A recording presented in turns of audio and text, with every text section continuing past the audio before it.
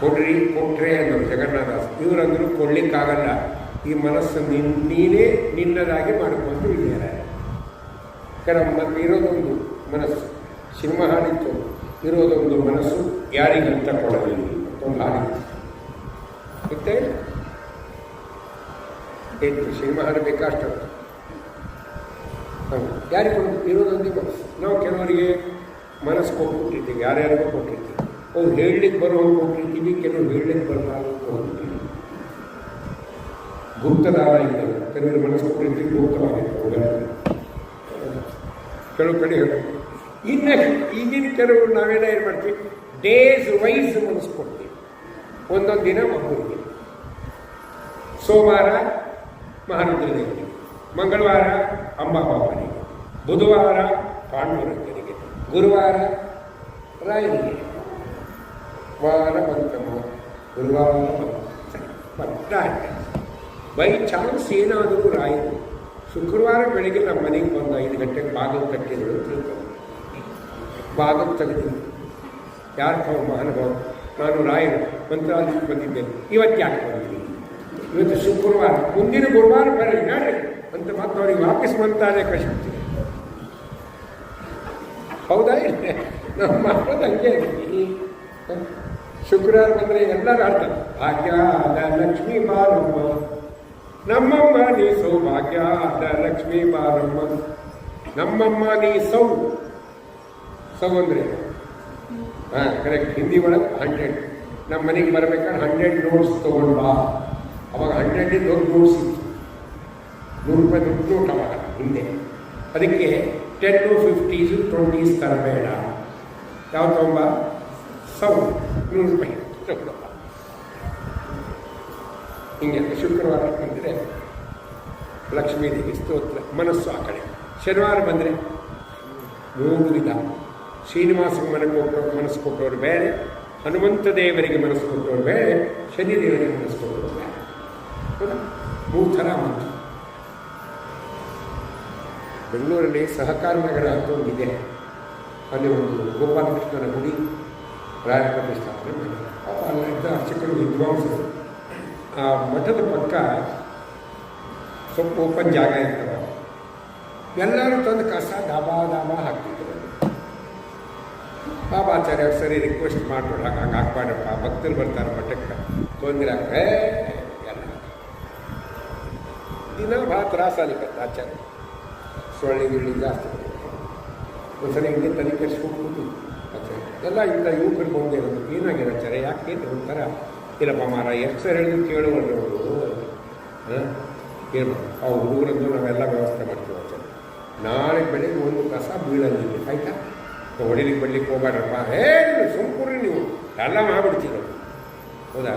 ನಮಗೆಲ್ಲ ದೇವತೆಗಳಿಗಿಂತ ಶನಿ ಅಂದರೆ ಶನಿ ದೇವರು ಭಯಂಕರ ಭಯ. ಇವರು ಅದನ್ನೇ ಪೂಜೆ ಮಾಡ್ತಾರೆ ರೀ. ವೆಂಕಟೇಶ್ವರಿಗೆ ಭಯನೇ ಇರ್ತದೆ. ಯಾಕೆ ಹೇಳಿಕ್ಕೆ ಬಂದಿದ್ದು, ಶನಿ ದೇವ್ರ ಹತ್ರ ನಮಗೆಲ್ಲ ಭಯ. ಅದಕ್ಕೆ ಜ್ಯೋತಿಷ್ಕಾರ ಬಂದು ನೋಡ್ಕೊಂಡು ನಿಮಗೆ ಶನಿ ಕಾಟ ಇದೆ ಅಂತ ಹೇಳ್ತಾರೆ. ಒಬ್ಬರಾದರೂ ಇಲ್ಲ ಅಂತ ಹೇಳಿಲ್ಲ, ಹೋದ ತಕ್ಷಣ ಏನೇ ಪಾಪ ಆ ಹುಡುಗರು ಅವ್ರು ಶುಕ್ರವಾರ ಇರ್ತಾರೆ, ರಾತ್ರಿ ಒಂದು 25 ಬಂದು ಊಟ ಮಾಡಿ 10 ಬಂದು ಬಡ ಎಲ್ಲ ಜಾಗ ಕ್ಲೀನ್ ಮಾಡಿದ್ರು. ಅಲ್ಲಿ ಒಂದು ಶನಿ ದೇವರು ಕಟೌಟ್ ನಿಲ್ಲಿಸಿದ್ರು. ಕಟೌಟ್ ನಿಲ್ಲಿಸಿ ಕೆಳಗೊಂಡು ಸ್ಲೋಗನ್ ಬರೋದು, ನಾಳೆಯಿಂದ ಯಾರು ಇಲ್ಲಿ ಕಸ ಹಾಕುತ್ತೀರೋ ಅವರ ಮನೆಗೆ ನಾನೇ ಬರುತ್ತೇನೆ ಅಂತ. ಅವತ್ತು ನೋಡು ಕಸ ಹಾಕಿಲ್ಲ.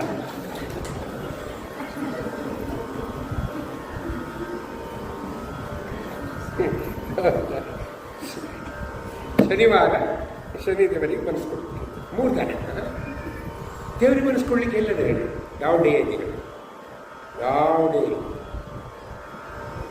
ಇವಾಗ ಪುನಃ ಹೋದಾಗ ಒಬ್ಬರೊಬ್ಬರು ನಮ್ಮ ಮನೆಗೆ ಬರ್ರಿ ಅಂತ ಕರ್ಕೊಂಡು ಬರಬೇಕು. ಸರಿ, ಯಾವಾಗಾರೆ ಬರ್ರಿ, ಸಂಡೇ ಬರಲ್ಲ, ಬೇಕಾಗಿಲ್ಲ. ಯಾಕೆ ನೀವೇ ಸಂಡೇ ಬರಲ್ಲ. ಏನು ಮಾಡಿದ್ರು ಸಂಡೇ? ಏನಿಲ್ಲ, ಸಂಡೇ ಬೆಳಿಗ್ಗೆ ಸ್ನಾನ ಮಾಡಿ ನಮ್ಮ ಹೆಂಡತಿ ಮಕ್ಕಳನ್ನೆಲ್ಲ ಹೊರಗಡೆ ಕರ್ಕೊಂಡೋಗಿ ಹೊರಗಡೆ ತಿಂಡಿ ತಿನ್ನಿಸಿ ಅಲ್ಲಿ ಮಾಡೋರು ಏನೇನು ಹೇಳಿದ್ರು ಅದೆಲ್ಲ ಮಾಡಿಸಿ, ಮತ್ತು ಮಧ್ಯಾಹ್ನ ಎಲ್ಲ ಊಟ ಮಾಡಿಸಿ, ಪಿಕ್ಚರ್ ತೋರಿಸಿ, ಸಾಯಂಕಾಲ ಬರ್ಬೇಕು ಬಿಗ್ ಬಜಾರ್ಗೆ ಹೋಗಿ ಮತ್ತು ಮನೆ ಹತ್ತಿರ ಬಂದು ಪಾನಿಪುರಿ ಬರ್ಗರು ಪಿಜ್ಜಾ ತಿನ್ನಿಸಿ ಮನೆಗೆ ಬಿಟ್ಟರೆ ಮುಂದಿನ ಸಂಡೆ ಥರ ಮಾತಾಡೋಂಗಿಲ್ಲ. ಬೂತು ಬಲಿ ಹಾಕ್ತಾರೆ. ಒಂದು ವೇಳೆ ಏನಾದರೂ ನೀವು ಸಂಡೇ ಬಂದರೆ ಈ ಕಾರ್ಯಕ್ರಮ ಕ್ಯಾನ್ಸಲ್ ಆಗ್ತದೆ. ಅವ್ರು ದಿನ ಬೈತಾರೆ ನನಗೆ, ಮುಂದಿನ ಸಂಡೇ ಬರೀತಾರೆ. ಮನೆ ಕರ್ಕೊಂಡು ಹೋಗಿರಿ ಸಂಡೇ, ಯಾರಾದ್ರು ಪುರಾದಾಸ ಕರ್ಕೊಂಡು ಹೋಗಲ್ಲ, ಅವ್ರಿಗೋಸ್ಕರ ನೀವು ನಮಗೇನು ಲಾಭ ಬೈತವ್ರು ಬರಬೇಡ್ರಿ ಅಲ್ಲ. ನಾನು ನೀವು ಭಾಳ ಪ್ರಾಮಾಣಿಕ ಇದ್ದೆ, ಈಗ ನೀವು ನಮಸ್ಕಾರ ಇಲ್ಲ ಹಿಂದಿದ್ದು ಹೇಳಿದ್ರು ರೀ, ನಾವು ಸುಳ್ಳು ಹೇಳ್ತಿಲ್ಲ. ಹೌದಾ, ಡೇಜ್ ವೈಸ್ ಮನಸ್ಕೊಡ್ತೀವಿ.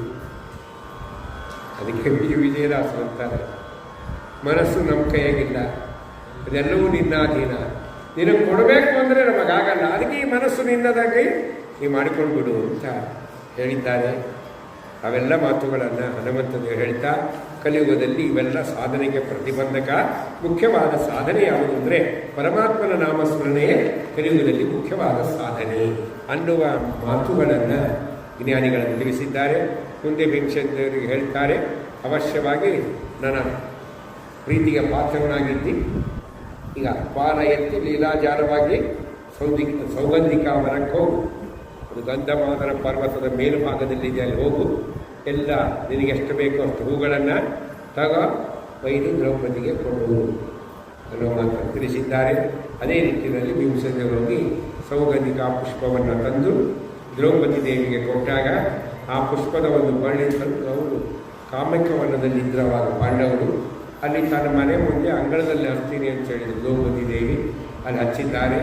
ಆಮೇಲೆ ಅಷ್ಟರೊಳಗೆ ಯುಧಿಷ್ಠಿರ ಮತ್ತು ಇವರೆಲ್ಲ ನಕುಲ ಸಹದೇವ ಭೀಮಸೇನರು ಎಲ್ಲ ಅಲ್ಲಿ ಸೇರಿದಾಗ ಇಂದ್ರದೇವರು ಅರ್ಜುನನ ಕರ್ಕೊಂಡು ಬಂದು ಮತ್ತೆ ಅವರಿಗೆ ಒಪ್ಪಿಸ್ತಾರೆ. ಆವಾಗ ಎಲ್ಲರೂ ಸಂತೋಷವಾಗಿರುವಾಗ ಯುಧಿಷ್ಠಿರ ಮತ್ತೆ ಪ್ರಶ್ನೆ ಕೇಳ್ತಾನೆ, ಯಾರಿಗೆ? ಅರ್ಜುನನಿಗೆ. ಈ ಸ್ವರ್ಗಕ್ಕೆ ಹೋಗಿದ್ದೆಲ್ಲ ಯಾವ ರೀತಿಯಾಗಿ ಇಂದ್ರದೇವರ ಅನುಗ್ರಹವನ್ನು ಪಡೆದಿ ಮತ್ತು ಪಶುಪತಾಸ್ತ್ರವನ್ನು ಸಂಪಾದನೆ ಮಾಡಿಕೊಂಡು ಬಂದಿ ಅಂತ ಹೇಳಿದೆಲ್ಲ ಯಾವ ರೀತಿಯಾಗಿ ರುದ್ರದೇವರ ಅನುಗ್ರಹವನ್ನು ಸಂಪಾದನೆ ಮಾಡಿದಿ, ಅಲ್ಲಿ ಏನೇನು ನಡೀತು ಅನ್ನೋದನ್ನು ವಿಶದವಾಗಿ ಹೇಳು, ವಿಸ್ತಾರವಾಗಿ ಹೇಳು, ನಾವೆಲ್ಲರೂ ಕೇಳಿ ಸಂತೋಷ ಪಡ್ತೇವೆ ಅಂತ ಧರ್ಮರಾಜರು ಪ್ರಾರ್ಥನೆ ಮಾಡಿದ್ದಾರೆ. ಅವಶ್ಯವಾಗಿ ಹೇಳ್ತೇನೆ ಅಂತ ಅಂದರು. ಯಾರು? ಅರ್ಜುನ. ಅದು ಈಗಲ್ಲ, ಯಾವಾಗ ಅಂತ ಹೇಳ್ತಾ ಈ ಸುಂದರವಾದ ಒಂದು ಘಟ್ಟದಲ್ಲಿ ಇಲ್ಲೇನು ಮಹಾಭಾರತದ ಪ್ರವಚನ ಜ್ಞಾನಯಜ್ಞ ನಡೀತಾ ಇದೆ. ಈ ಜ್ಞಾನಯಜ್ಞದಲ್ಲಿ ಸ್ವಲ್ಪ ಭಾಗವನ್ನು ನಮಗೇನು ನಿಯಮನ ಮಾಡಿದರು, ಅದರಲ್ಲಿ ಮತ್ತೆ ಸ್ವಲ್ಪ ಭಾಗಗಳಿವೆ. ನಮಗೆ ಕೊಟ್ಟಿದ್ದೇ ಸ್ವಲ್ಪ ಭಾಗ, ಅದರಲ್ಲಿ ಮತ್ತೆ ಸ್ವಲ್ಪ. ಯಾಕೆ? ಜಗನ್ನಾಥದಾಸರು ಹರಿಕಥಾಮೃತ ಸಾರ ಗುರುಗಳ ಕರುಣದಿಂದ ಆಪನಿತು ಕೇಳುವೆ. ಆಪನಿತು ಅಂದರೆ ಏನು ಅಂತ, ತುಳು ಭಾಷೆಯಲ್ಲಿ ಪನಿ ಅಂದರೆ ಸ್ವಲ್ಪ. ನಾನು ಓದಿದ್ದೇ ಸ್ವಲ್ಪ, ತಿಳಿದಿದ್ದು ಇನ್ನೂ ಸ್ವಲ್ಪ, ತಲೆ ಉಳಿದಿದ್ದು ಅದಕ್ಕಿಂತ ಸ್ವಲ್ಪ, ಹೇಳೋದು ಅತೀ ಸ್ವಲ್ಪ. ಹಾಗೆ ಮಹಾಭಾರತ ಗ್ರಂಥ ಬಹಳ ವಿಸ್ತೃತವಾದ ಗ್ರಂಥ, ಸಾಕ್ಷಾತ್ ಭಗವಂತನಿಂದಲೇ ರಚಿತವಾದದ್ದು.